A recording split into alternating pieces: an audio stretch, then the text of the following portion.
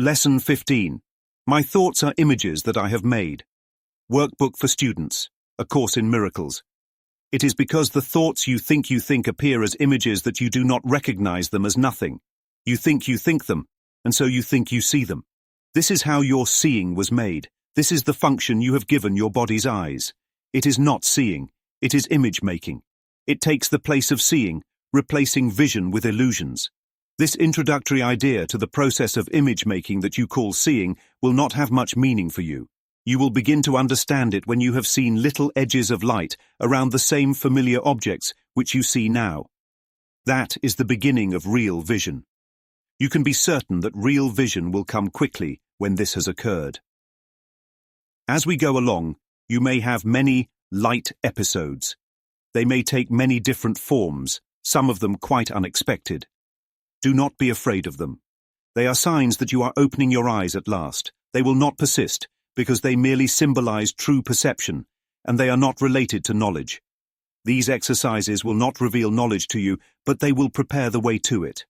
In practicing the idea for today, repeat it first to yourself, and then apply it to whatever you see around you, using its name and letting your eyes rest on it as you say. This blank is an image that I have made. That blank is an image that I have made.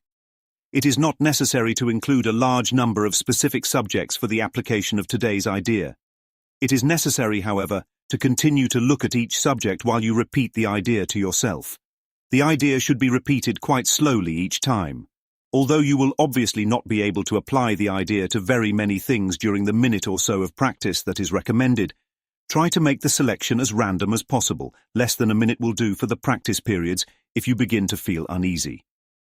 Do not have more than 3 application periods for today's idea unless you feel completely comfortable with it, and do not exceed 4. However, the idea can be applied as needed throughout the day. Deep insights. Your seeing is false. What we call seeing is not vision, it is deception, a false process of image-making invented by the ego to replace divine truth. The body's eyes do not see. They create illusions. They impose the ego's fragmented version of reality upon what is, rendering the truth completely obscured.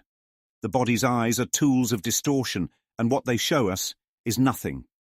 This is not a suggestion. This is the absolute truth.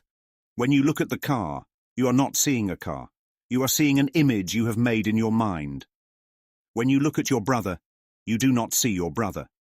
You see an image that you have constructed and then project outward. Thoughts are illusions. The phrase, "the thoughts you think," is a surgical strike against the ego. It exposes the lie that your thinking is real. These thoughts are not your true thoughts, because your true thoughts are the thoughts you think with God.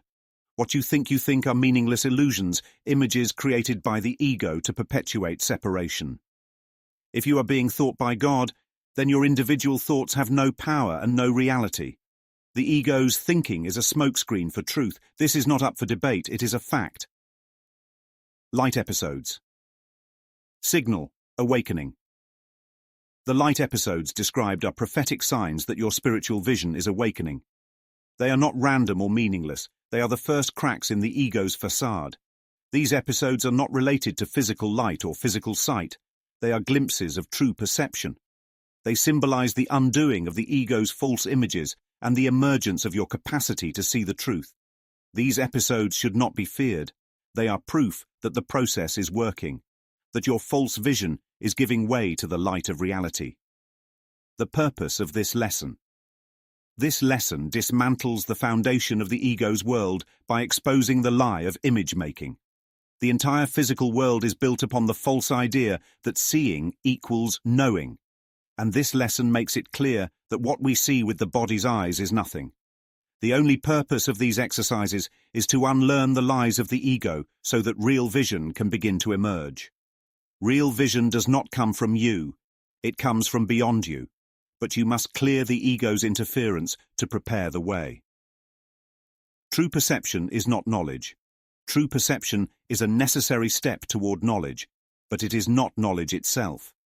Knowledge is direct experience of divine truth, which cannot be conveyed through perception.